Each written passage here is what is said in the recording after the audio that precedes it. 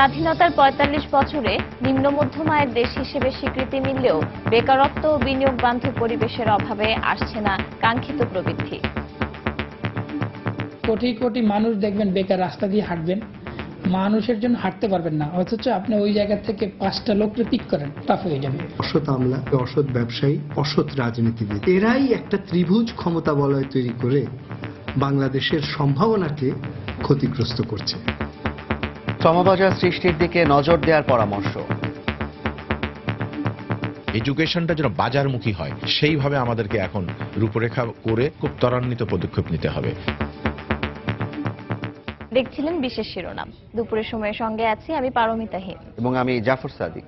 এবার অন্যান্য শীর্ষ সংবাদ। নারায়ণগঞ্জ সিটি নির্বাচনে এবার নিয়ামক হতে পারেন শ্রমিকরা। মুক্তি চান চাঁদাবাজি ও হুমকি ধামকি থেকে। প্রত্যাশা, ভোটের পরও পাশে থাকবেন মেয়র। প্রতিবন্ধীদের সুপ্ত প্রতিভা বিকাশে সমাজের বিত্তবানদের এগিয়ে আসার আহ্বান প্রধানমন্ত্রীর। সাধারণ স্কুলগুলোতেও শিক্ষা দিতে সংশ্লিষ্টদের তাগিদ। আইএসের অনুমোদন নিয়ে গুলশান হামলার নেতৃত্ব দিয়েছিল তামিম। পুলিশের বরাতে রয়টার্সে দেয়া তথ্য অস্বীকার ডিএমপির।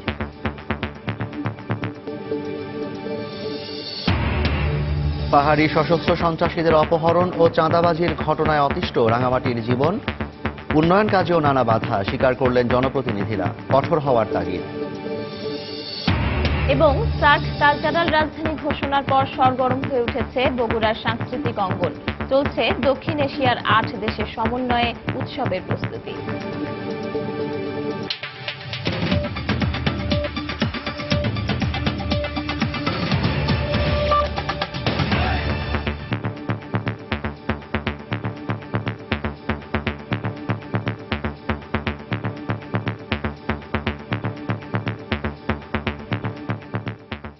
প্রতিবন্ধীদের সুপ্ত প্রতিভা বিকাশে সমাজের বিত্তবানদের এগিয়ে আসার আহ্বান জানিয়ে বিশেষায়িত বিদ্যালয়ের পাশাপাশি সাধারণ বিদ্যালয়গুলোতেই প্রতিবন্ধীদের শিক্ষা দিতে সংশ্লিষ্টদের তাগিদ দিয়েছেন প্রধানমন্ত্রী শেখ হাসিনা।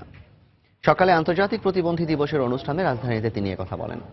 এ সময় সরকার প্রতিবন্ধীদের শিক্ষা সহ রাষ্ট্রীয় সুরক্ষা নিশ্চিত করতে জীবনচক্র ভিত্তিক কর্মপরিকল্পনা করছে বলেও জানান প্রধানমন্ত্রী। টেকসই ভবিষ্যৎ গড়ি, 17 লক্ষ্য অর্জন করি প্রতিপাদ্যে রাজধানীর ওসমানী স্মৃতি মিলনায়তনে আয়োজন করা হয় 25তম আন্তর্জাতিক প্রতিবন্ধী দিবস ও 18তম জাতীয় প্রতিবন্ধী দিবসের অনুষ্ঠান। এতে প্রধান অতিথি ছিলেন প্রধানমন্ত্রী শেখ হাসিনা। এ সময় প্রতিবন্ধীদের উন্নয়ন নিশ্চিত করতে সরকারের বিভিন্ন নীতি ও পরিকল্পনার কথা তুলে ধরেন সংশ্লিষ্টরা। বলেন, প্রতিবন্ধীদের করুণা নয়, মমতার দৃষ্টিতে দেখার সময় এসেছে। দিবসটি উপলক্ষে জাতীয় প্রতিবন্ধী উন্নয়ন ফাউন্ডেশন চত্বর মিরপুরে আয়োজিত প্রতিবন্ধিতা উত্তরণ মেলা ভিডিও কনফারেন্স করে উদ্বোধন করেন প্রধানমন্ত্রী। পুরস্কার তুলে দেন সমাজকর্মী, সফল প্রতিবন্ধী ও তাদের উন্নয়নে কাজ করা সংস্থার হাতে। প্রতিবন্ধীদের শিক্ষা নিশ্চিত করতে বিশেষায়িত শিক্ষা প্রতিষ্ঠানের পাশাপাশি প্রধানমন্ত্রী সাধারণ বিদ্যালয়গুলোকেই এই দায়িত্ব নেয়ার তাগিদ দেন। সর্বক্ষেত্রে কিন্তু তাদের জন্য বিশেষ স্কুল করা না, সাধারণ ছেলে মেয়েদের সাথে যেন তারা পড়তে পারে সেই বিশেষ ব্যবস্থা প্রত্যেকটা স্কুলে থাকতে হবে, অন্ততপক্ষে সরকারি স্কুলগুলি তো অবশ্যই। আমি এই কারণে বলছি যে শুধু যদি আমরা প্রতিবন্ধীদের জন্য আলাদা করি তাহলে কিন্তু তারা কখনো সুস্থ হবে না, ওই প্রতিবন্ধী থেকে যাবে। কিন্তু সুস্থ ছেলে মেয়েদের সাথে যখন তারা মিশতে পারবে তখন আস্তে আস্তে তারাও কিন্তু অনেকটা সুস্থ হয়ে যাবে। প্রতিবন্ধীদের রাষ্ট্রীয় সুরক্ষায় সরকার নতুন কর্মপরিকল্পনা প্রণয়ন করছে জানিয়ে প্রধানমন্ত্রী বলেন, সমাজের বিত্তবানদেরও এগিয়ে আসতে হবে। প্রতিবন্ধী শিশু থেকে বৃদ্ধ পর্যন্ত সবাইকে রাষ্ট্রীয় সুরক্ষার ব্যবস্থায় আওতায় আনতে জীবনচক্র ভিত্তিক কর্মপরিকল্পনা প্রণয়নেরও কাজ চলছে।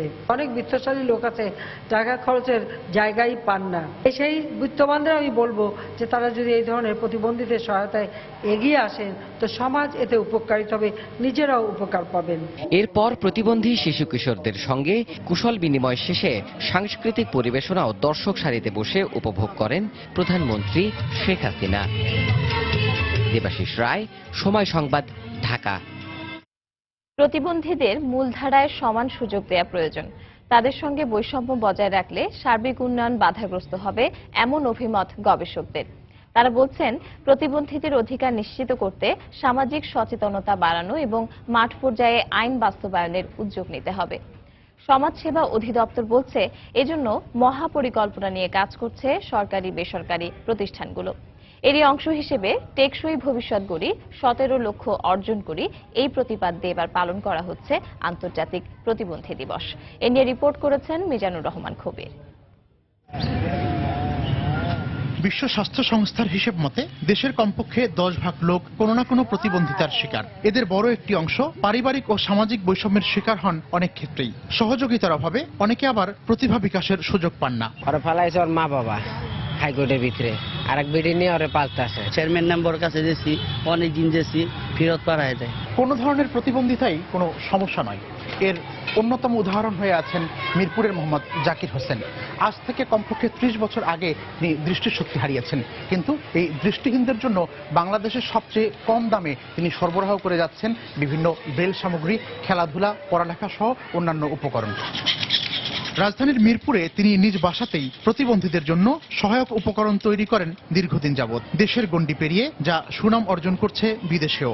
6 মাস ঘুরানোর পরও উনি আমার সাদা ছুরি দিল না দেওয়াতে আমার মনে মধ্যে খুব ব্যথা লাগলো। তারপরে কি গেল, আমি নিজেই চিন্তা ভাবনা করে প্লাস্টিক পাইপ দিয়ে আমি সাদা ছুরি তৈরি করলাম। গবেষকরা বলছেন, প্রতিবন্ধীর সংখ্যা নিয়ে সরকারি বেসরকারি হিসেবের মধ্যে পার্থক্য রয়েছে। সঠিক পরিসংখ্যানের জন্য দেশের সব জায়গায় নিয়মিত তথ্য সংগ্রহ প্রয়োজন। প্রতিবন্ধীদেরকে সেই সকল সুযোগ সুবিধা দিয়ে সাধারণ মানুষের সাথে একই সাথে তাদেরকে কাজে লাগাতে হবে, তারা যেন যদি বঞ্চিত মনে না করে এবং স্বাভাবিক মানুষ যেন তাদেরকে নিয়ে কাজ করার মতন সেই মানসিকতার সৃষ্টি হয়।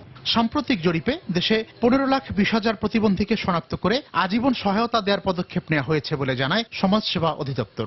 প্রতিবন্ধিতার লাগামটি টেনে ধরার, আর আরেকটি হলো যে প্রতিবন্ধিতা হয়ে গেছে, একটি জীবনচক্র ভিত্তিক কর্মপরিকল্পনা সরকার নির্ধারণ করছে। এটা অত্যন্ত ফলদায়ক হবে। অধিদপ্তর বলছে, প্রতিবন্ধীদের বিনা সুদে দেয়া ঋণের পরিমাণ আরো বাড়ানো হবে। অত্যন্ত ইতিবাচক একটি। মিজানুর রহমান কবির, সময় সংবাদ, ঢাকা। হাঙ্গেরির বুদাপেস্টে অনুষ্ঠিত ওয়াটার সামিট 2016 নিয়ে আজ বিকাল 4টায় গণভবনে সংবাদ সম্মেলন করবেন প্রধানমন্ত্রী শেখ হাসিনা। এক প্রেস বিজ্ঞপ্তিতে বিষয়টি নিশ্চিত করেছেন প্রধানমন্ত্রীর প্রেস সচিব ইহসানুল করিম।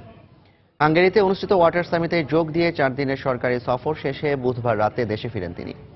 ওয়াটার সামিটের উদ্বোধনী পর্ব এবং উচ্চ পর্যায়ের প্যানেল বৈঠকে পানির সুষম বন্টন ও পানি ব্যবস্থাপনা নিয়ে ভাষণ দেন শেখ হাসিনা। এছাড়া হাঙ্গেরির সঙ্গে বাংলাদেশের 3টি সমঝোতা স্মারকও সই হয় এ সফরে। এসব বিষয় নিয়ে সংবাদ সম্মেলনে সাংবাদিকদের প্রশ্নের উত্তর দেবেন প্রধানমন্ত্রী শেখ হাসিনা।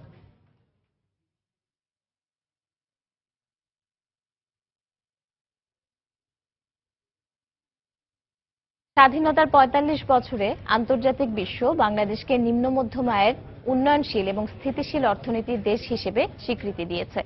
এ সময়ে মানব সম্পদ উন্নয়ন ও গ্রামীণ অর্থনীতির বিকাশে বৈপ্লবিক সফলতা এলেও ক্রমেই বেড়ে চলা শিক্ষিত বেকারত্ব আর বেসরকারি বিনিয়োগে নিম্নগতির হ্রাস টানতে পারছে না সরকার। অর্থনীতিবিদরা বলছেন, প্রাপ্তির পাল্লা ভারী হলেও সামষ্টিক অর্থনীতির উন্নয়নে এখনো পিছিয়ে বাংলাদেশ। তবে শিল্প উদ্যোক্তাদের মতে দক্ষ জনশক্তি গড়ে তোলার পাশাপাশি সম্পদের সঠিক ব্যবহার করা গেলে অনুকরণীয় অর্থনৈতিক উন্নয়ন লাভ করতে পারে বাংলাদেশ। রিপোর্ট করেছেন জুবায়ের ফয়সাল। এ এক অন্য বাংলাদেশ। স্বাধীনতার পর যে দেশের মোট জিডিপি ছিল মাত্র 12,307 কোটি টাকা, 45 বছরে তা এখন 19.5 লাখ কোটি। মাথাপিছু বার্ষিক আয় 1,466 মার্কিন ডলার। সে সময়ের মোট জনসংখ্যার 75% দারিদ্র্যের হার নেমে এসেছে 25.5-এ। বৈদেশিক মুদ্রার রিজার্ভ ছুঁয়েছে $32 বিলিয়ন।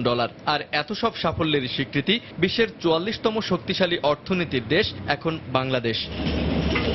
এরপরও প্রযুক্তি নির্ভর বাজারমুখী শিক্ষা ব্যবস্থা, ব্যবসা বান্ধব পরিবেশ সৃষ্টির অভাবে অনেক ক্ষেত্রেই আসছে না কাঙ্ক্ষিত প্রবৃদ্ধি। কোটি কোটি মানুষ দেখবেন বেকার রাস্তা দিয়ে হাঁটবেন, মানুষের জন্য হাঁটতে পারবেন না, অথচ আপনি ওই জায়গা থেকে 5টা লোককে পিক করেন, টাফ হয়ে যাবে। যেখানে বাজারের সাইজটা বেশি, অর্থনৈতিক কর্মকাণ্ডও সেখানে বেশি। এডুকেশনটা যেন বাজারমুখী হয় সেইভাবে আমাদেরকে এখন রূপরেখা করে সেইভাবে বাস্তবায়ন করার ক্ষেত্রে এবং খুব ত্বরান্বিত পদক্ষেপ নিতে হবে। 90 দশকের আগের কৃষিভিত্তিক অর্থনীতির পরিবর্তিত রূপ শিল্প প্রধান বাংলাদেশ, যেখানে মূল নেতৃত্ব দিচ্ছে তৈরি পোশাক খাত। যদিও উদ্যোক্তাদের দাবি, সরকারি নীতির পরিবর্তন ছাড়া এখাতেও আসবে না প্রত্যাশিত সাফল্য। একই বস্তা সরবরাহে কতটুকু গ্যাস লাগে এবং এতটুকু গ্যাস দিয়ে কতটুকু গার্মেন্ট হয়, এই ক্যালকুলেশন কাউকে করতে হবে। অর্থনীতির শক্ত ভিত গড়তে গেলে ব্যক্তি খাতে বিনিয়োগ বৃদ্ধির বিকল্প দেখছেন না অর্থনীতিবিদরাও। যারা টাকাওয়ালা তারা বাংলাদেশে বিনিয়োগ না করে বাইরে টাকা পাচার করে দিচ্ছে। অসৎ আমলা, অসৎ ব্যবসায়ী, অসৎ রাজনীতিবিদ, এরাই একটা ত্রিভুজ ক্ষমতা বলয় তৈরি করে বাংলাদেশের সম্ভাবনাকে ক্ষতিগ্রস্ত করছে। এছাড়া স্থানীয় শিল্প বিকাশ, পরিবর্তিত প্রেক্ষাপটের চাহিদা অনুযায়ী শ্রমবাজার সৃষ্টির দিকেও নজর দেওয়ার পরামর্শ তাদের। স্বাধীন বাংলাদেশ মাত্র ৪৫ বছরে যোগাযোগ ব্যবস্থার উন্নয়ন, প্রযুক্তির সহজলভ্যতা আর শিল্পায়নের স্রোত দিয়ে রীতিমতো নজর কেড়েছে বিশ্বমূল্যের। কিন্তু এরপরও প্রদীপের নিচের অন্ধকারের মতোই আগামীর বাংলাদেশের সত্যিকারের অর্থনৈতিক উন্নয়নকে আজও চোখ রাঙাচ্ছে ক্রমেই বেড়ে চলা অদক্ষ শ্রমশক্তি, ফলাফল নির্ভর শিক্ষা ব্যবস্থা, প্রশাসনিক দুর্নীতি আর অতিরিক্ত আমদানি নির্ভরতার মতো বিষয়গুলো। জুবাইর ফয়সাল, সময় সংবাদ, ঢাকা। শিল্প ও বন্দর নগরী হওয়ায় নারায়ণগঞ্জ সিটি নির্বাচনে এবার নিয়ামক হয়ে দাঁড়াতে পারেন লাখখানেক শ্রমিক ভোটার। তারা বলছেন সবাই ভোটের আগে নানা প্রতিশ্রুতি দিলেও নির্বাচিত হওয়ার পর আর শ্রমিক পাড়ায় তাদের পা পড়ে না। তাই এবার নির্বাচনে দেখে শুনে ও বুঝে ভোট দেবেন তারা। শ্রমিক নেতারা বলছেন ক্ষমতার রাজনীতিতে তারা সবসময় অবহেলিত থাকেন। নারায়ণগঞ্জ থেকে ফিরে প্রিন্স আরেফিনের তোলা ছবিতে মাহমুদ রাকিবের রিপোর্ট। জীবনযুদ্ধে টিকে থাকতে মানুষগুলো এভাবেই দিনের পর দিন মনকে মনোজনের বস্তা টেনে আসছেন বিনা বাক্য ব্যয়ে। কারণ দিন শেষে ঘাম ঝরানো এ পারিশ্রমিক দিয়েই মেটাতে হবে তাদের পরিবারের সবার চাহিদা। একবিংশ শতাব্দীতে তার পাশেই আবার বেঁচে থাকার জন্য কাউকে নির্ভর করতে হচ্ছে এভাবে ঠেলাগাড়ির উপর। অমানবিক হলেও এ চিত্রে জানান দেয় কতটা সরগরম বন্দর নগরী নারায়ণগঞ্জের পাইকারি বাজার। নগরবাসী সহ পুরো দেশ যখন নানা চাহিদার ডালা নিয়ে হিসেব করছে নারায়ণগঞ্জের পরবর্তী মেয়র কি হবে তা নিয়ে, তখন নগরের মূল রাস্তা দখল করে মালামাল ওঠানামা করানো খেটে খাওয়া মানুষগুলোর চাওয়া মেয়র যেন হন একটু শ্রমিক বান্ধব। সন্ধ্যা পর্যন্ত কারি পাই না 500 টাকা। যে নতুন মেয়রই হোক না কেন যেন আমাদের দামটা বাড়াই দেয়। গ্যাস, পানি, বাসা ভাড়া সব দিক দিয়েই বেশি, আমাদের কাজের মজুরিও কম। 3000 সাড়ে 3000 বাসা ভাড়া দিয়া খাইলে আমরা থাকতে পারছি না। গাড়ি লোডিং আনলোডিং এর পর্যাপ্ত জায়গা নাই। আর নারায়ণগঞ্জ শহর যেন মনে হয় যে একটা চাঁদার শহর। চাঁদার হয়রানি থেকে আমাদের মুক্ত হইলে আমরা সবাই খুশি। আমাদের ছেলে মেয়ে স্কুলে যেতে পারি, এই ধরনের সুযোগ সুবিধা যে করে দিবে তাকেই আমরা ভোট দেব। এদিকে শীতলক্ষ্যা নদীতে প্রতিদিন ভাগ্য বদলাতে কয়েক লাখ মানুষ খেয়া পার হলেও নৌকার মাঝিদের ভাগ্য বদলে আজ অবধি জনপ্রতিনিধিরা কোনো উদ্যোগ নেননি বলে অভিযোগ তাদের। ভোট আসতে আমাদের কাছে যায়, আমাদেরকে মূল্যায়ন করে, আমাদের কাছে জিজ্ঞেস করে তা ভোট দেওয়ার জন্য। ভোট যাওয়ার পর তা আমাকে কোনো তথ্য তালাশ লয় না, খোঁজ খবর লয় না। দেশের কোনো উন্নত হয়, আমরা যেমন কাম কাজ করে খাইতে পারি, এইটাই আমরা চাই, আর কিছু চাই না। শ্রমিক নেতারা বলছেন প্রতিশ্রুতি পালন না করে ভোটের রাজনীতিতে জনপ্রতিনিধিরা সবসময়ই গরিব শ্রমিকদের ব্যবহার করে আসছেন। যারা প্রতিনিধি হয়েছিলেন আমরা তাদের খুঁজে পাওয়া যায় না, তাদের কাছ থেকে আমরা কোনো ধরনের সহযোগিতা পাই নাই। দলীয় হুমকি দামকি এবং কালো টাকার মধ্য দিয়ে এই নির্বাচনটাকে যাতে কোনো ধরনের বিশৃঙ্খল পরিবেশ তৈরি না হয়, সাধারণ মানুষ যাতে নির্বিঘ্নে তার যে ভোট সেটা দিতে পারে। আর যাই হোক, 22 ডিসেম্বরের নির্বাচনে মেয়র ও কাউন্সিলর প্রার্থীদের নির্বাচিত হওয়ার ক্ষেত্রে খেটে খাওয়া শ্রমিকদের ব্যালট গুরুত্বপূর্ণ ভূমিকা রাখবে বলেই মনে করেন নির্বাচন বিশ্লেষকরা। মাহমুদ রাকিব, সময় সংবাদ, নারায়ণগঞ্জ। প্রচারণা শুরু না হলেও নারায়ণগঞ্জ সিটি কর্পোরেশনের নির্বাচনকে ঘিরে এরই মধ্যে বইতে শুরু করেছে নির্বাচনী আমেজ। দর্শক এই মুহূর্তে সেখানে আছেন আমাদের রিপোর্টার রাশেদ লিমন। বিস্তারিত জানতে সরাসরি চলে যাচ্ছে তার কাছে। রাশেদ। জাফর, নির্বাচন বলতে আসলে আমরা যেটা বুঝি, যেমন নির্বাচনে যে আবাহক মূলত পোস্টার কেন্দ্রিক যে নির্বাচন মানেই হচ্ছে গিয়ে সেই যে নগরে হচ্ছে সেখানে পোস্টারে আসলে ছেয়ে যাবে, বিশেষ করে উপরে পোস্টার ঝোলানো থাকবে বা মাইকিং হবে, ছোটখাটো মিছিল বা পথসভা হবে। আনুষ্ঠানিকভাবে সেই আনুষ্ঠানিকতা শুরু না হলেও নারায়ণগঞ্জ সিটি কর্পোরেশনকে ঘিরে কিন্তু পুরো এই যে নির্বাচনকে ঘিরে কিন্তু পুরো সিটি কর্পোরেশন কিন্তু একটা নির্বাচনী আমেজ কিন্তু বিরাজ করছে। আমরা জানি যে আগামীকালকে মনোনয়নপত্র প্রত্যাহারের শেষ দিন এবং তার পরের দিনে প্রতীক বরাদ্দ শুরু হবে এবং প্রতীক বরাদ্দের দিন থেকে অর্থাৎ আগামী পরশু দিন আর একদিন বাদেই কিন্তু আসলে প্রার্থীরা সেই তাদের কাঙ্ক্ষিত প্রচারণার জন্য আসলে ভোটারদের দ্বারে পৌঁছতে কিন্তু তারা মাঠে নামতে পারবেন এবং এই মাঠে নামলেই আসলে তখন কিন্তু আসলে এই মাঠের যে প্রার্থীদের ভোট যুদ্ধে যে মাঠে নামার দৃশ্যটা এটা কিন্তু আসলে বেশি আরো দৃশ্যমান হবে। এবং পাশাপাশি এখানে যে শুধু মেয়র প্রার্থী রয়েছেন 8 জন এবং 8 মেয়র প্রার্থীর মধ্যে আমরা জানি যে মূলত যেহেতু দলীয় প্রতীকে হচ্ছে 8 জন প্রার্থীর মধ্যে মূলত যে লড়াইটা হবে বা হেভিওয়েট প্রার্থী হিসাবে কিন্তু ধরা হচ্ছে নৌকা এবং ধানের শীষের দুইজন প্রার্থীকে। পাশাপাশি আরো প্রার্থী রয়েছেন যে তারাও কিন্তু আসলে ভোটের মাঠে সরব রয়েছেন। এবং আজকে কিন্তু জাফর আমি বেশ কিছু ওয়ার্ডে গিয়েছি এবং সে ওয়ার্ডে গিয়ে দেখেছি আসলে শুধু যে মেয়র প্রার্থীদের নির্বাচন বললে আসলে ভুল হবে, কারণ কাউন্সিলর প্রার্থী যারা রয়েছেন বা সংরক্ষিত নারী কাউন্সিলর প্রার্থী রয়েছেন তারাও কিন্তু আসলে মাঠে সরব রয়েছেন। এবং আমি বেশ কিছু ওয়ার্ডে গিয়ে দেখেছি তারা কিন্তু এখনো আসলে এই মুহূর্তে কিন্তু তাদের উঠোন বৈঠক করার অনুমতি রয়েছে। তারা কিন্তু আসলে বিভিন্ন জায়গায় গুচ্ছ গুচ্ছ হয়ে এলাকার মানুষজনের সঙ্গে কথা বলছেন। তারা আসলে জনগণের চাহিদা কি বা কি পরিমাণ প্রত্যাশা করে জনগণ তা একজন স্থানীয় কাউন্সিলর কাছে, এবং সেই অনুযায়ী তাদের আসলে নির্বাচনী ম্যান্ডেটটা কি হবে এইগুলো নিয়ে আসলে এলাকার মানুষজনের সঙ্গে আলোচনা করছে। পাশাপাশি কাউন্সিলর প্রার্থীদের ক্ষেত্রে আসলে নির্দলীয় হলেও এখানেও কিন্তু একটি দলীয় প্রভাব থেকে যায়, এবং যে কারণে তারা আসলে এলাকার যে প্রভাবশালী রাজনৈতিক নেতারা আছেন তাদের পিছনেও কিন্তু আসলে ছোটাছুটি করছেন একটু কোনো একটি দলীয় ছত্রছায়া বা একটি দলীয় সমর্থন লাভের আশায়।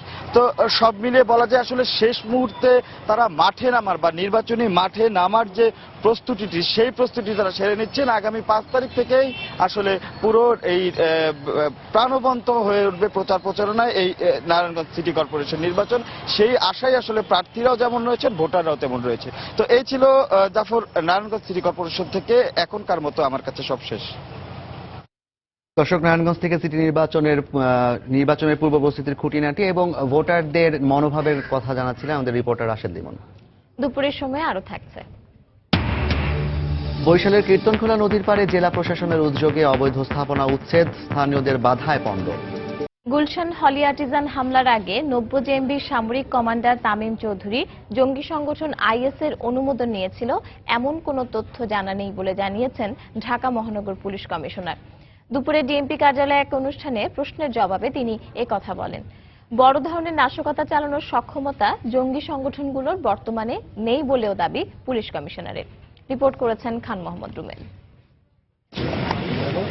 চলতি বছরের 1 জুলাই গুলশান হোলি আর্টিজানে ঘটে দেশের সবচেয়ে নৃশংস জঙ্গি হামলা।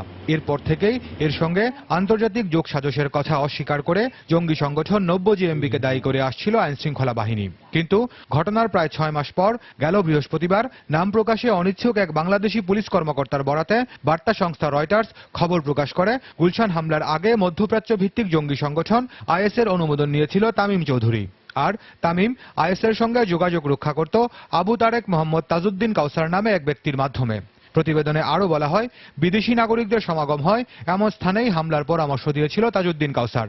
তবে এসব তথ্যের কথা অস্বীকার করেছেন ডিএমপি কমিশনার। তামিম চৌধুরী যেটা বলেছে রয়টার্স বলছে এই সংক্রান্ত তথ্য আমাদের কাছে নেই। তবে যেহেতু আপনি বলেছেন আমরা বিষয়টা জেনেছি, সেটাও আমাদের গোয়েন্দারা আমাদের অফিসাররা এটা তদন্ত করে অনুসন্ধান করে দেখবেন। ঢাকা মহানগর পুলিশ প্রধান আরো বলেন, তাদের একের পর এক সফল অভিযানের কারণে দেশে বড় ধরনের নাশকতা চালানোর সক্ষমতা হারিয়েছে জঙ্গিরা। তবে নুরুল ইসলাম মারজান ও রাজীব গান্ধী সহ গুলশান হামলার যেসব পরিকল্পনাকারীরা এখনো আইনের আওতায় আসেনি তাদের গ্রেফতারে কাজ করছেন তারা। এদের কিছু কিছু সহযোগী বাইরে আছে, থাকতেই পারে। তাদেরকে আইনের আমলে নিয়ে আসার জন্য, তাদেরকে ধরার জন্য আমাদের কার্যক্রম চলছে।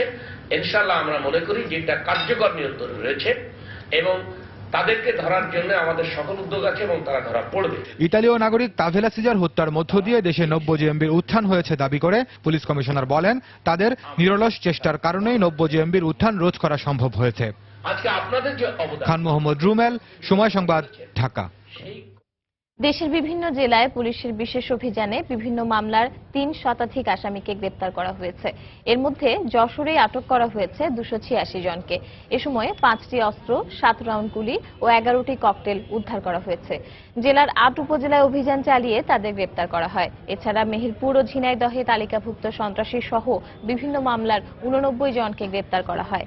জেলা পরিষদ নির্বাচনকে সামনে রেখে বিভিন্ন স্থানে পুলিশ বিশেষ অভিযান পরিচালনা করছে। রাঙ্গামাটি পার্বত্য জেলায় পাহাড়ি সশস্ত্র সন্ত্রাসীদের অপহরণের পর মুক্তিপণ আদায় এবং চাঁদাবাজির ঘটনা অতিষ্ঠ করে তুলেছে জনজীবন। পাশাপাশি হত্যা ও গুমের মতো ঘটনা তো রয়েছেই। পাহাড়ি চাঁদাবাজদের কারণে রাঙ্গামাটিতে কোনো উন্নয়ন কাজ করা যাচ্ছে না বলে অভিযোগ নির্বাচিত জনপ্রতিনিধিদেরই। আর এসব অপরাধের জন্য জেএসএস এর সংস্কারপন্থী এবং ইউপিডিএফ এর নেতাকর্মীদের দায়ী করা হচ্ছে। হেফাজত সবুজকে সাথে নিয়ে বিস্তারিত জানাচ্ছেন কমল দে, ক্যামেরায় ছিলেন সাখাওয়াত টিপু। ব্যক্তিগত কিংবা রাষ্ট্রীয়, রাঙ্গামাটিতে যে কোনো উন্নয়ন কাজ করতে গেলে সন্ত্রাসীদের চাঁদা দেওয়া যেন স্বাভাবিক ব্যাপার। সন্ত্রাসীদের চাহিদা অনুযায়ী চাঁদা দেওয়া ছাড়া কোনো কিছুই করা যায় না। শুধু উন্নয়ন কাজে চাঁদাবাজি নয়, দুর্গম এলাকাগুলো থেকে নৌকা যুগে ফসল নিয়ে আসা পাহাড়িরাও তাদের হাত থেকে রেহাই পাচ্ছে না। এমনকি বাজারের খুদে দোকানিকেও দিতে হয় নির্ধারিত হারে চাঁদা। 3 পার্বত্য জেলাতেই যেখানে উন্নয়ন কর্মকাণ্ডের আমরা যাচ্ছি সেখানে চাঁদা ছাড়া কোনো কাজ হচ্ছে না। অপহরণ হচ্ছে, খুনও হচ্ছে, গুমও হচ্ছে। অবৈধ অস্ত্রধারীরা এখনো পাহাড়ের মধ্যে আমরা দেখতে পাচ্ছি বিভিন্ন ধরনের চাঁদাবাজি, হত্যা, ষড়যন্ত্র এগুলো চালিয়ে যাচ্ছে। চাঁদাবাজি ও অপহরণের পর মুক্তিপণ আদায়ের জন্য পার্বত্য জনসংহতি সমিতি জেএসএস এর পক্ষ থেকে ইউনাইটেড ডেমোক্রেটিক ফ্রন্ট ইউপিডিএফ এবং এমএল লার্ভাপন্থী হিসেবে পরিচিত জেএসএস এর সংস্কারবাদীদেরকেই দায়ী করা হচ্ছে। তবে স্থানীয় বাঙালিদের অভিযোগ, জেএসএস এর মূলধারার কিছু নেতাকর্মীও চাঁদাবাজির সাথে জড়িত। চুক্তির পরবর্তী সময়ে জনসংহতি সমিতি সব কিছু সরকারের কাছে হস্তান্তর করেছে, কিন্তু দেশীয় এবং আন্তর্জাতিক ষড়যন্ত্রে এখানে আরো সশস্ত্র গ্রুপ গড়ে তোলা হয়েছে। এরাই চুক্তি বিরোধিতা করতেছে। জেএসএস, ইউপিডিএফ এবং সংস্কার এরা প্রকাশ্য চাঁদাবাজি করে, খুন খারাপি করে, চাঁদা নেলে দিলে ধরে নিয়ে যায়। এই ধরনের অপরাধ দমনে আইন শৃঙ্খলা বাহিনীকে আরো কঠোর হওয়ার আহ্বান জানানো অপরাধীদের পরিচয় প্রকাশের ক্ষেত্রে কিছুটা দ্বিধান্বিত আদিবাসী ফোরাম।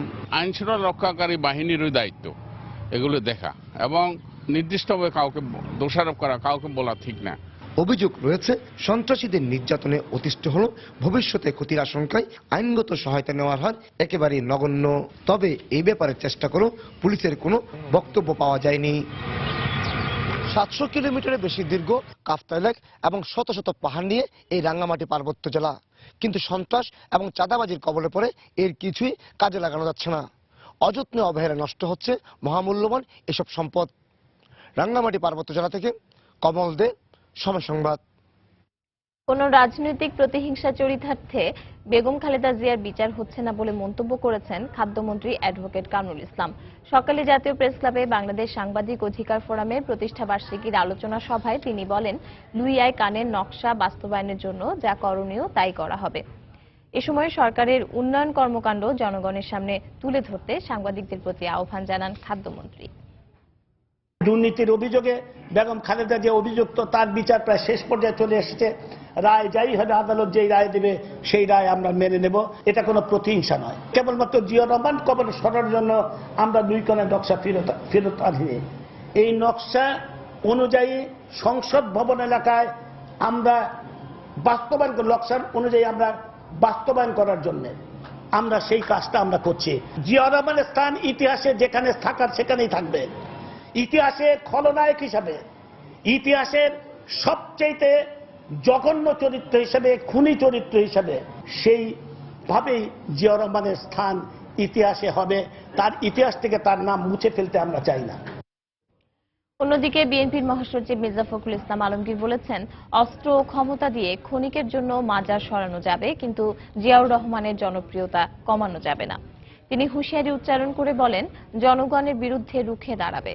দুপুরে রাজধানীর সিরডাপ মিলনায়তনে এক আলোচনা অনুষ্ঠানে তিনি কথা বলেন। এ সময় সংকট নিরসনে আলোচনার মাধ্যমে নিরপেক্ষ নির্বাচন অনুষ্ঠানেরও দাবি জানান মির্জা ফখরুল। যে ফিডেল ক্যাস্ট্রোর দেহাবশেষ ভস্য পুড়িয়ে ফেলা হয়েছে, তাকে উনি চেয়েছিলেন তাই। মানুষ কাঁদছে তাদের নেতার জন্য। এই জিয়াউর রহমান বাংলাদেশের সেই নেতা যার জন্য লক্ষ কোটি মানুষ সেদিন কেঁদেছে। তার মাজারকে আজকে সরিয়ে ফেলার জন্য আপনারা ষড়যন্ত্র করছেন। করতে পারেন, অনেক কিছু করতে পারেন এখন আপনারা, যেহেতু আপনাদের হাতে এখন ক্ষমতা আছে, বন্দুক পিস্তল সহ লোকজন আছে, কিন্তু টিকিয়ে রাখা যাবে না। আপনারা কি করতে চান করার চেষ্টা করেন। জনগণ তার বিরুদ্ধে দাঁড়াবে, জনগণ তাকে তাদের হৃদয়ে ধারণ করে নিয়েছে, জনগণই তাকে মাথার উপরে রাখবে। দুপুরের সময় আরো থাকছে লা লিগায় আজ এল ক্লাসিকো মহরণ। মুখোমুখি হবে রিয়াল মাদ্রিদ ও বার্সেলোনা। মর্যাদার লড়াইয়ে জিততে চায় 2 দলই। রামপাল বিদ্যুৎ কেন্দ্র নির্মাণে ইউনেস্কো রিপোর্ট বাধা হয়ে দাঁড়াবে না বলে জানালেন বিদ্যুৎ ও জ্বালানি প্রতিমন্ত্রী নসরুল হামিদ বিপু। শাহজালাল বিজ্ঞান ও প্রযুক্তি বিশ্ববিদ্যালয়ের পেট্রোলিয়াম অ্যান্ড মাইনিং বিভাগের একযোগ পূর্তি উপলক্ষে আয়োজিত অনুষ্ঠান শেষে সাংবাদিকদের প্রশ্নের জবাবে একথা বলেন তিনি আরো বলেন, রামপাল ইস্যুতে সরকার তার অবস্থানে দৃঢ় রয়েছে। ইউনেস্কোর প্রথম রিপোর্টে তারা সাজেস্ট করেছিল যে টেকনোলজি আমরা ব্যবহার করছি সেই technology is the best policy, but next time যখন তারা রিপোর্ট সাবমিট করছে আপনারা দেখবেন রিপোর্টে সেটা আবার উইথড্র করে নিয়ে গেছেন। পদ্মা সেতু হয়ে গেলে বিদ্যুতের ডিমান্ড সেখানে বেড়ে যাবে প্রায় 4 থেকে 5,000 মেগাওয়াট। তো এখানে 1300 মেগাওয়াট ইজ নাথিং, আমাদেরকে করতে হবে আরো বেশি। বগুড়ার মহাস্থান, একসময়ের পুন্ড্রবর্ধন নগরী, দক্ষিণ এশিয়ার প্রাচীনতম সভ্যতার নিদর্শন। প্রাচীন এই নগরীকে 1 বছরের জন্য সার্ক কালচারাল রাজধানী ঘোষণার পরপরই সরগরম হয়ে উঠেছে এখানকার সাংস্কৃতিক অঙ্গন। অডিটোরিয়ামগুলোতে প্রতিদিনই চলছে নাচ, গান ও নাটকের মহড়া এবং সাহিত্য আড্ডা। জেলা প্রশাসক জানালেন, দক্ষিণ এশিয়ার 8টি দেশের সমন্বয়ে এই উৎসবের জন্য প্রস্তুত হচ্ছে বগুড়া। রিপোর্ট করছেন মাজিদুর রহমান, ছবি তুলেছেন রবিউল ইসলাম। আগামী বছরের জানুয়ারিতে বগুড়ায় আনুষ্ঠানিকভাবে শুরু হবে সার্কের 8টি দেশ নিয়ে বছরব্যাপী সাংস্কৃতিক উৎসব। এই উৎসবকে ঘিরে জেলার সাংস্কৃতিক সংগঠনগুলো এখন ব্যস্ত সময় পার করছেন নিজ নিজ উপস্থাপনা নিয়ে। তাদের আশা, উৎসবে দেশের সাংস্কৃতিক দিকগুলো চমৎকারভাবে অনুষ্ঠানের মাধ্যমে তুলে ধরতে পারবেন। যে মুহূর্তে জেনেছি সেই মুহূর্ত থেকে আমাদের আনন্দ আর ধরে রাখতে পারছি না। প্রত্যেকটা সংগঠনে এখানে আমরা অংশগ্রহণ করার জন্য একটা চিন্তা ভাবনা করছি, যাতে আমাদের সাংস্কৃতিক পরিমণ্ডলটা সারা বিশ্বে পরিচিত হয়। উৎসবের মাধ্যমে আঞ্চলিক দেশগুলোর মধ্যে ভাবের আদান প্রদান সহ বাড়বে সৌহার্দ্য, এমন প্রত্যাশা নিয়েই সব সংগঠন সমন্বিতভাবে কাজ করছে। আমরা শুধু নাচ না, অন্যান্য বিষয়গুলোর উপরও অনেক ভালোভাবে প্রস্তুতি নিচ্ছি। আমরা সার্কভুক্ত দেশগুলোকে যাতে নতুনত্ব দেখাতে পারি সেই জন্য আমরা সুন্দরভাবে প্রস্তুতি নিচ্ছি। 5-6টি নাটক হাতে নিয়েছি, এগুলো মহড়া চলছে। আমাদের 2-3টি নাটক অলরেডি মঞ্চে আছে। আমরা প্রচন্ড আনন্দিত, আর এই জন্য আমরা মন প্রাণ দিয়ে নাচ করে যাচ্ছি। সার্ক কালচারাল রাজধানী ঘোষণা পরপরই সব ধরনের প্রস্তুতি নেওয়া হচ্ছে বলে জানালেন জেলা প্রশাসক। আমরা আশা রাখছি যে বিশ্ব পরিমণ্ডলে এটা আরো বিকশিত হবে, প্রকাশিত হবে এবং দেশ বিদেশে বগুড়ার সুনাম আমরা আরো ছড়িয়ে দিতে সক্ষম হব। 2016 সালে আফগানিস্তানের পর গত 24 নভেম্বর 2017 সালের জন্য বগুড়াকে কালচারাল রাজধানী ঘোষণা করা হয়। 21 জানুয়ারি থেকে এর কার্যক্রম শুরু হবে। মাজিদুর রহমান, সময় সংবাদ, বগুড়া। যাত্রীদের সুবিধার কথা মাথায় রেখেই উবার সহ অ্যাপস ভিত্তিক পরিবহন সেবা পরিচালনায় বিশেষ আইন করা হচ্ছে বলে জানিয়েছেন সড়ক পরিবহন ও সেতু মন্ত্রী ওবায়দুল কাদের। সকালে রাজধানীর খামারবাড়িতে সড়ক নিরাপত্তা বিষয়ক জনসচেতনতা ক্যাম্পেইনে তিনি একথা বলেন। ডিজিটাল বাংলাদেশ করব, অথচ এ ধরনের নতুন ইনিশিয়েটিভ, মডার্ন ইনিশিয়েটিভকে স্বাগত জানাবো না, এটা তো হয় না। এটা করতে হবে, কিন্তু কথা হচ্ছে এটা একটা লিগ্যাল ফ্রেমে আসলো। জনগণের স্বার্থে যেটা আমি করব সেটা আমি একদিকে দেব আরেকদিকে নিয়ে নেব, সেটা তো হয়। আমরা এটা আলাপ আলোচনার পর্যায়ে রয়েছে। এটা আমার মনে খুব শিগগিরই এ ব্যাপারে একটা যৌক্তিক সমাধানে পৌঁছানো হবে। সরকারি চাকরিতে প্রবেশের বয়সসীমা 35 বছর করার দাবিতে রাজশাহীতে মানববন্ধন করেছে শিক্ষার্থীরা। সকালে রাজশাহী বিশ্ববিদ্যালয়ের সামনে এ মানববন্ধন করে বাংলাদেশ সাধারণ ছাত্র পরিষদ। এতে রাজশাহী বিশ্ববিদ্যালয়ের বর্তমান ও সাবেক শিক্ষার্থীরা অংশ নেন। 1 ঘণ্টার এই কর্মসূচিতে বক্তারা জানান, সেশন জট সহ বিভিন্ন কারণে বিশ্ববিদ্যালয় থেকে পাশ করার পর সরকারি চাকরিতে প্রবেশে অনেক কম সময় পাচ্ছেন চাকরি প্রত্যাশীরা। তাই চাকরিতে প্রবেশের বয়সসীমা 30 থেকে বাড়িয়ে 35 বছর করার দাবি জানান তারা। বরিশালের কীর্তনখোলা নদীর পাড়ে জেলা প্রশাসনের উদ্যোগে অবৈধ স্থাপনা উচ্ছেদ কার্যক্রম স্থানীয়দের বাধায় পণ্ড হয়েছে। পূর্ব ঘোষণা অনুযায়ী বেলা 11টার দিকে নগরীর 9 নম্বর ওয়ার্ডের রসুলপুর এলাকায় উচ্ছেদ অভিযান চালায় জেলা প্রশাসন। এ সময় এলাকাবাসীর বাধার মুখে পড়ে কর্মকর্তারা। স্থানীয়দের অভিযোগ, নির্ধারিত এলাকার বাইরেও উচ্ছেদ চালাতে যায় প্রশাসন। এক পর্যায়ে রসুলপুরবাসীর প্রতিরোধের মুখে অভিযান বন্ধ করে চলে যায় প্রশাসন।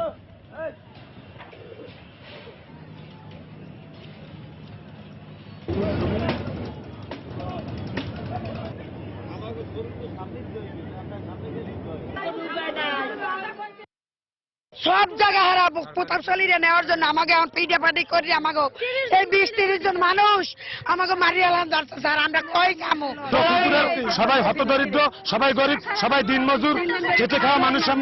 আমরা কোথায় যাব? উচ্ছেদ যদি করে আমাদের পুনর্বাসন দেব, আমাদের পাতলে মাটি দেব।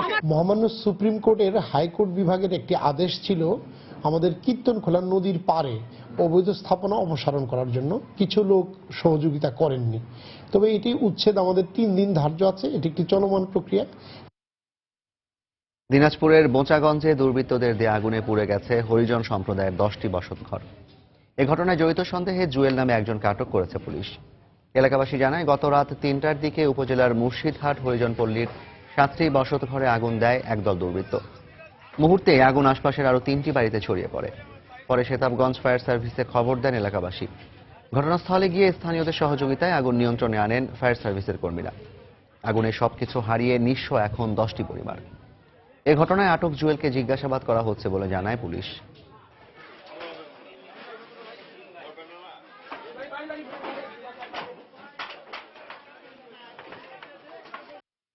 জিনিসপত্র যেগুলো ছিল সব পড়ে গেছে, আমাদের কাছে কিছু নাই। এখন আমরা কি নিয়ে চলবো? যেটা আমার নির্যাতনা, যে আমরা যদি কেন এভাবে করলো, আমরা ওইটা বিচার চাই। আগুনে পোড়া ঘটনায় বাংলাদেশ পুলিশ তথা দিনাজপুর জেলা পুলিশ প্রশাসন খুব গুরুত্ব সহকারে দেখেছে। এই ঘটনা যাকে সন্দেহ করা হচ্ছে জুয়েল, সেই জুয়েলকে অ্যারেস্ট করা হয়েছে। এই বিষয়ে কোনো প্রকার শৈথল্য করা হবে না এবং সঠিক অপরাধ বেরিয়ে আসবে এবং তার বিরুদ্ধে আইনের ব্যবস্থা নেওয়া হবে। টঙ্গীর তুরাগ তীরে চলছে 5 দিনের জোর ইজতেমা। বিশ্ব ইজতেমার প্রস্তুতি হিসেবে প্রতি বছর এই ইজতেমা হয়। শুক্রবার ফজর নামাজের পর বিশেষ আম বয়ানের মধ্য দিয়ে জোর ইজতেমা শুরু হয়। আজ দ্বিতীয় দিনেও বিভিন্ন স্থান থেকে মুসল্লিরা ইজতেমা ময়দানে আসেন। তবে কেবল 3 চিল্লাধারী তাবলিগ জামাতের অনুসারীরাই এতে অংশ নিতে পারেন। অবশ্য বিশ্ব ইজতেমার মূল পর্বে যোগ দিতে ইতোমধ্যে দেশি বিদেশি কয়েক হাজার মুসল্লি তুরাগ তীরে জড়ো হয়েছেন। 6 ডিসেম্বর আখেরি মোনাজাতের মাধ্যমে শেষ হবে এবারের জোর ইজতেমা। আগামী বছরের 13 থেকে 15 জানুয়ারি বিশ্ব ইজতেমার প্রথম ও 20 থেকে 22 জানুয়ারি দ্বিতীয় পর্ব অনুষ্ঠিত হবে। রাজধানীর বনানীতে 2 দিনব্যাপী সাপ্তাহিক কৃষক বাজারের শেষ দিন আজ।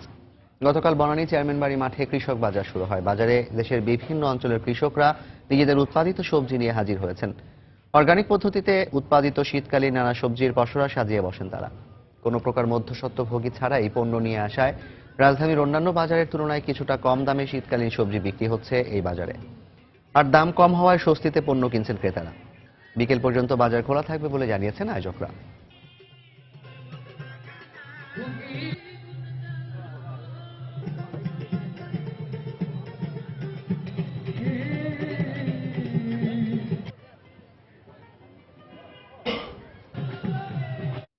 বাংলাদেশ যাত্রী কল্যাণ সমিতি জানিয়েছে, রাজধানীতে এখন 86% অটোরিকশা চুক্তিতে চলে আর বকশিশ দাবি করে 97%। জাতীয় প্রেস ক্লাবের সংবাদ সম্মেলনে সমিতির পক্ষ থেকে এ তথ্য জানানো হয়েছে। 1 মাস ধরে ঢাকার বিভিন্ন স্থানে 2166টি অটোরিকশার উপর জরিপ চালিয়ে এ তথ্য তুলে আনা হয়েছে বলে সংবাদ সম্মেলনে জানানো হয়। সিএনজি চালকেরা শুধু মিটারেই যেতে চান না এমন না, পাশাপাশি তারা যাত্রীর ইচ্ছা অনুযায়ী গন্তব্যে যেতেও রাজি হন না। সংবাদ সম্মেলনে যাত্রী হয়রানি বন্ধে বেশ কিছু সুপারিশ তুলে ধরা হয়। এই সময় সিএনজি অটোরিকশা ব্যবসায়ী মালিক সমিতির নেতারা উপস্থিত থেকে তাদের সুপারিশ তুলে ধরেন। আমি তাদেরকে এই সংকট নিরসনে সিএনজি অটোরিকশার সিলিং প্রথা বাতিল করা, অটোরিকশার সার্ভিস নীতিমালা 2007 বাস্তবায়ন করা, প্রতিটি অটোরিকশার যাত্রী সিটের সামনে বারাত তালিকা, মালিক চালক, বিআরটি এর অভিযোগ কেন্দ্র এবং পুলিশ ট্রাফিক অভিযোগ কেন্দ্রের ফোন নাম্বার সহ একটি নোটিশ ঝুলানোর ব্যবস্থা করা, ঢাকা মহানগরের বাইরে এবং জেলায় নিবন্ধিত প্রাইভেট অটোরিকশা সমূহ নগরীতে চলাচল বন্ধের ব্যবস্থা নেওয়া। আমাদের গাড়ি 14,000 আর অবৈধ গাড়ি চলে 15,000। একই জায়গায় যদি মিটার চালিত গাড়ি এবং মিটারবিহীন গাড়ি চলে, তাহলে মিটার চালিত গাড়িগুলো মিটারে চালাইতে চায় না। দেশের বাইরের খবর। মিয়ানমারের রাখাইনে রোহিঙ্গাদের জাতিগতভাবে নির্মূলের চেষ্টা চলছে বলে জানিয়েছে মালয়েশিয়া। শনিবার দেশটির পররাষ্ট্র মন্ত্রণালয়ের এক বিবৃতিতে একথা বলা হয়। তবে রাখাইন পরিস্থিতি নিয়ে আন্তর্জাতিক সম্প্রদায়ের নেতিবাচক প্রতিক্রিয়া রোহিঙ্গা সমস্যাকে আরও জটিল করে তুলছে বলে মন্তব্য করেছেন মিয়ানমারের স্টেট কাউন্সিলর অং সান সু চি। সিঙ্গাপুর সফরকালে চ্যানেল নিউজ এশিয়ার সঙ্গে সাক্ষাৎকারে শুক্রবার সু চি দাবি করেন, রাখাইনের পরিস্থিতি সরকারের নিয়ন্ত্রণে এসেছে এবং ক্রমেই তা শান্ত হয়ে আসছে। রোহিঙ্গা সমস্যা সমাধানযোগ্য উল্লেখ করে তিনি বলেন, স্পর্শকাতর এই বিষয়টি সমাধানের জন্য সময় প্রয়োজন। এদিকে কয়েকটি বৌদ্ধ সংগঠনের বিক্ষোভের মুখেই শুক্রবার রাখাইনের পরিস্থিতি পরিদর্শন করেছেন রোহিঙ্গা কমিশনের প্রধান ও জাতিসংঘের সাবেক মহাসচিব কফি আনান।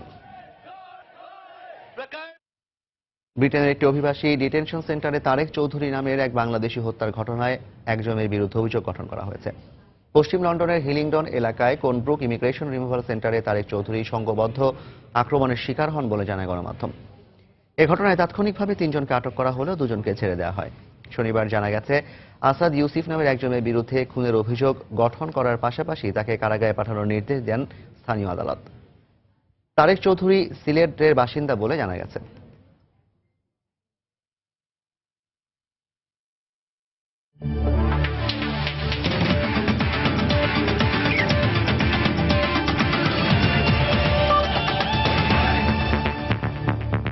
এল ক্লাসিকোর খবর, বেজে উঠেছে যুদ্ধের দামামা। মৌসুমের প্রথম এল ক্লাসিকোতে আজ রাতে মুখোমুখি হবে স্পেনের 2 ফুটবল জায়ান্ট বার্সেলোনা ও রিয়াল মাদ্রিদ। এই ম্যাচ জিতে লা লিগায় পয়েন্ট টেবিলে রিয়ালের সঙ্গে ব্যবধান কমাতে চায় বার্সেলোনা। আর এগিয়ে থাকা রিয়াল মাদ্রিদের লক্ষ্য কাতালানদের মাঠে টানা 2টি এল ক্লাসিকো জয়। নু ক্যাম্পে 2 দলের এ লড়াই শুরু হবে রাত 9:15টায়।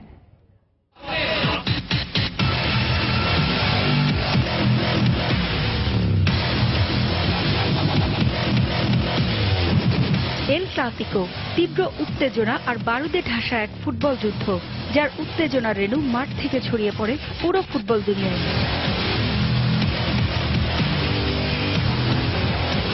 একটি ম্যাচ আর 22 জন ফুটবলার মিলে পুরো ফুটবল দুনিয়াকে যে এক সুতোয় গাঁথা যায় তা কেবল এল ক্লাসিকোতেই সম্ভব। মাঠের বাইরে চলে সমর্থকদের আলোচনার ঝড়, আর মাঠের ভেতরে আগ্নেয়গিরির অগ্ন্যুৎপাত। ফুটবল দুনিয়ার অন্য সব ডার্বিগুলোর চেয়ে একটু আলাদা বলেই আজও সমহিমায় উজ্জ্বল রিয়াল বার্সেলোনার এ দ্বৈরথ। স্পেনের 2 শহরের দূরত্ব প্রায় 650 কিলোমিটারের বেশি, কিন্তু ফুটবল তাদের এনে দিয়েছে এক ছাতার নিচে। এল ক্লাসিকো তাই শুধু একটি ফুটবলীয় লড়াই নয়, এর সঙ্গে জড়িয়ে আছে হাসি কান্না, শোষক আর শোষিতদের দুঃখগাথা। মৌসুমের প্রথম এই এল ক্লাসিকোর মঞ্চ নু ক্যাম্প। নিজেদের মাঠ চিরচেনা পরিবেশ হলেও সাম্প্রতিক বাজে ফর্মে স্বস্তিতে নেই বার্সেলোনা। তার উপর মাত্রই তৃতীয় সারির দল হারকিউলিসের সঙ্গে ড্রয়ে আত্মবিশ্বাস তলানিতে এখন মেসিদের। লা লিগায় চিরপ্রতিদ্বন্দ্বী রিয়াল মাদ্রিদের চেয়ে 6 পয়েন্ট পিছিয়ে আছে কাতালানরা।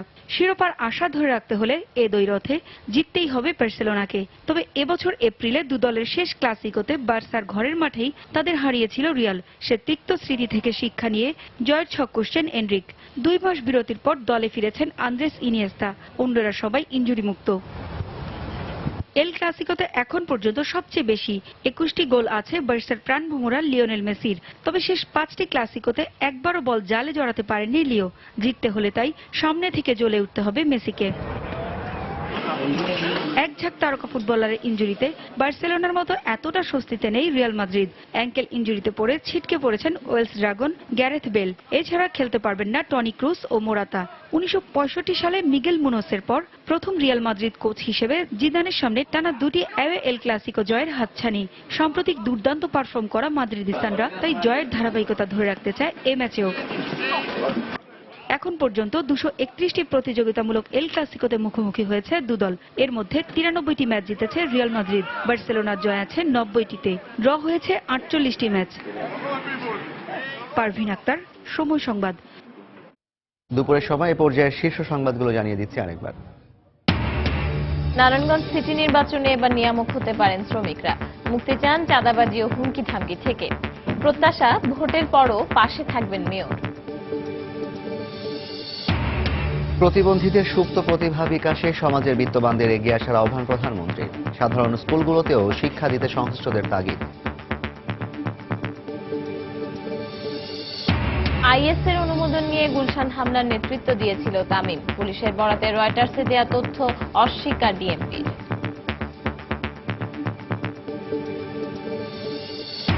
রামপাল বিদ্যুৎ কেন্দ্র নির্মাণে ইউনেস্কোর রিপোর্ট বাধা হয়ে দাঁড়াবে না, সরকার দৃঢ় অবস্থানে, জানালেন বিদ্যুৎ প্রতিমন্ত্রী।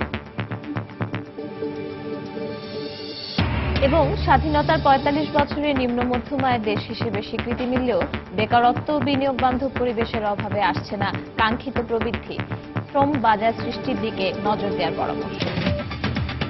এই ছিল দুপুরের সময়। যে কোনো খবর পেতে ভিজিট করুন সময় নিউজ.tv। আর সঙ্গে থাকুন সময়।